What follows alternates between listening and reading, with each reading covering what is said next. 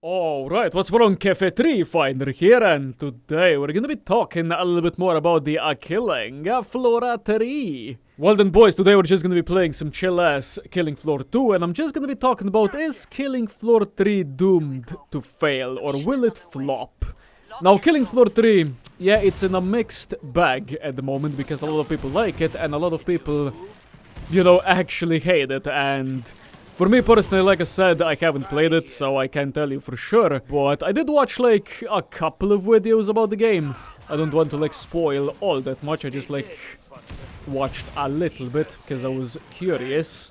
And for me personally, I mean, it could be better, but at the same time, it's probably not that bad if you get, like, used to it. So I guess I'm just gonna be talking about, you know, a couple of points today. I'm just gonna be talking about the specialists, the Zeds, the weapons, the gameplay, and the longevity of Killing Floor 3.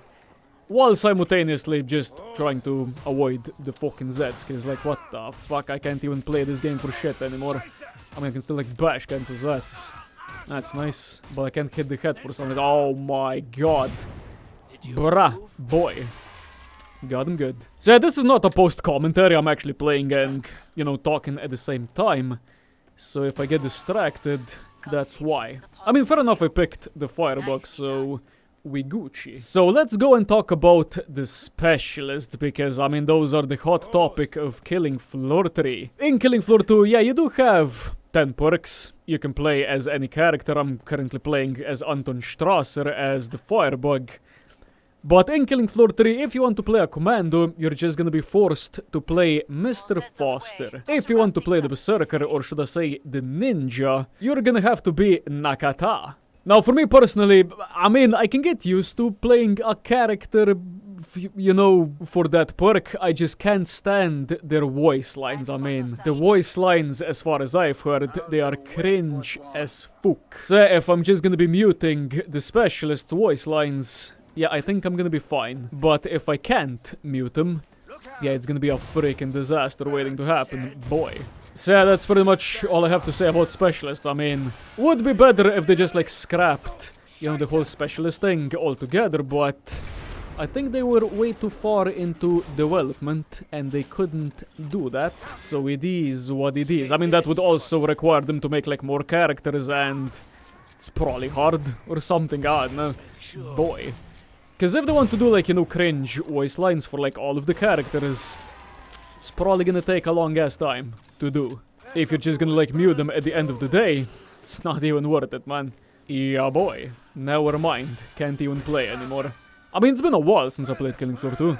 Okay, now let's go and talk about Killing Floor 3 Zeds. Now, the Zeds, I mean, at the end of the day, they're still Killing Floor Zeds. You got a Clot, you got a freaking Fleshbound, a Scrake.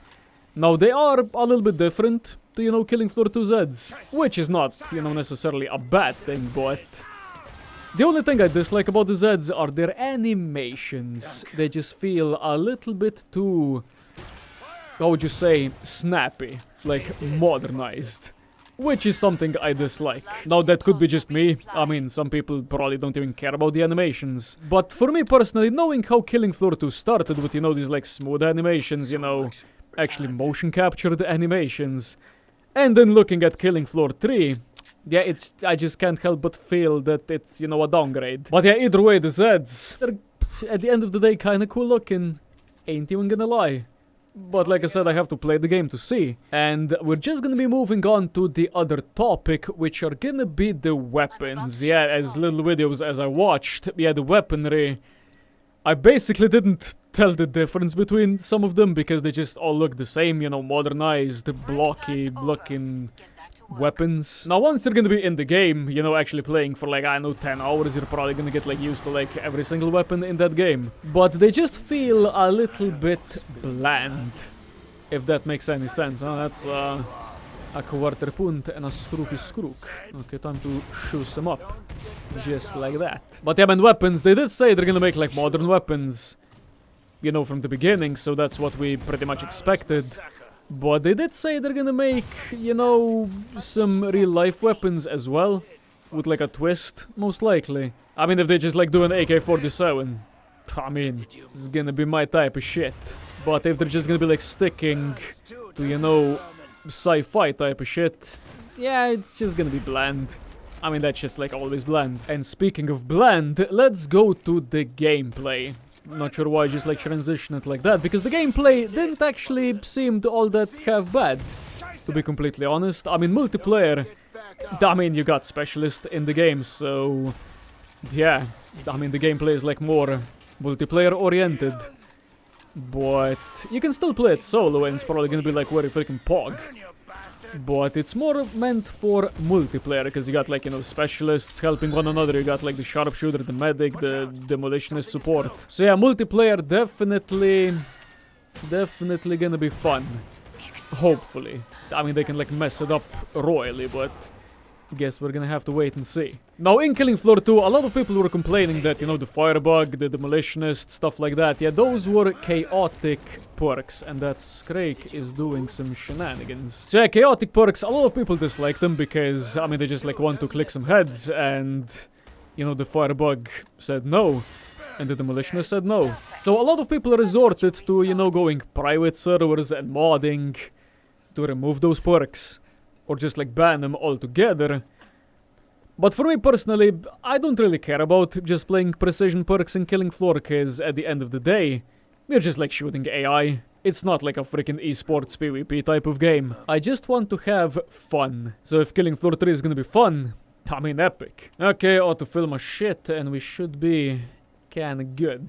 But yeah, at the end of the day, if the gore and the gameplay and the gunplay is gonna be halfway decent, I mean, it's gonna be worth the $40. Because, you know, they're also gonna be like updating the game with, you know, new maps and stuff like that. I am gonna make like another video like this one as soon as I get the beta. Because right now I'm just like talking about what I've experienced through a couple of videos that I watched, which is not a good representation. Because, I mean, a lot of people play, you know, differently. I mean, you got, like, some people that, like, aim, like, all the time. Then you have, like, a lot of people that miss all the time, so you can't, like, judge if the player is bad or is the game that bad. You just have to play it for yourself. But, I mean, with, you know, the modern movement and stuff like that, I think the game's gonna be quite fun to play. I'm just gonna say that. Now, the things I dislike about the game are, like, obviously the specialists. I mean, those things are actual garbage. I also dislike that, you know, there's, like, already battle passes and a freaking store right as soon as the game comes out. I mean, like, what the fuck?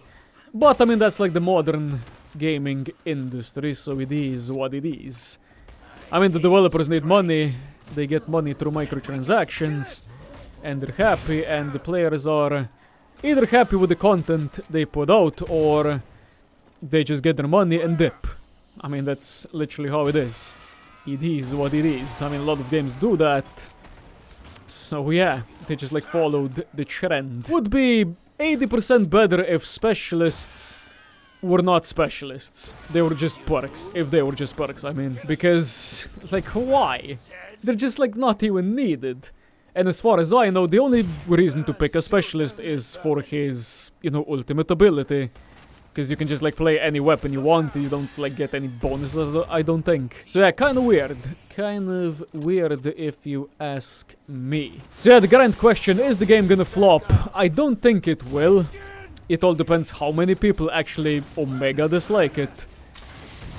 But I think it's not even gonna come close. It's probably gonna be quite a popular game, because I mean, a lot of people are just like used to, well, the Fortnite stuff and battle passes and shit like that, so probably a lot of people are gonna like it. Oh my god, the flash bombs are just like in my face right now, like what the fuck, fam, is he dead? Nope, he didn't even fall off. Bruh. Dude, I love the freaking firebug, man. I mean, this is like the type of perk if you haven't played in a while. You just like hop in, and you're just a freaking pro. Eat. And the freaking siren, like, what are we doing, bruv? Honestly, man, I thought I was not gonna be excited about Killing Floor 3, but I mean, the expectation of actually playing a new game, and if I like it, it's gonna be epic. But if the gameplay is gonna be cringe, then like, what the fuck? Okay, for the boss, let's go for a freaking Scorcher, and yeah, I think let's just upgrade this shit, that shit, and we should be theoretically good to go. Now, Killing Floor 2, you know, in 2025, I mean, this shit still holds up. It's still a very fun, gory type of game.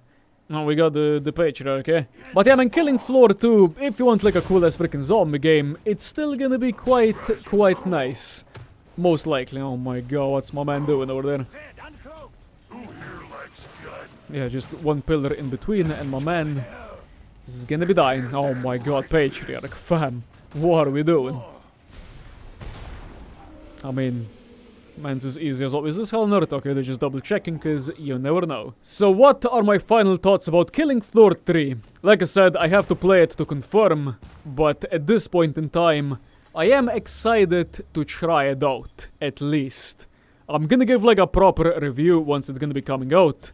Once I get like, I know, like 10 hours gameplay or something like that, because you can't like make a review with like freaking half an hour. So yeah, do let me know in the comments what you guys think. Is the game gonna flop, or is it gonna be like dead on release or something like that? I don't think it will be, but there's still like a chance it could be, because if it's gonna be absolute ass, I mean, there's nothing else for it. So yeah, like I said, do let me know in the comments what you guys think, and yeah, hope you guys enjoyed. Leave a like, subscribe, and see you guys in the next episode. Adios.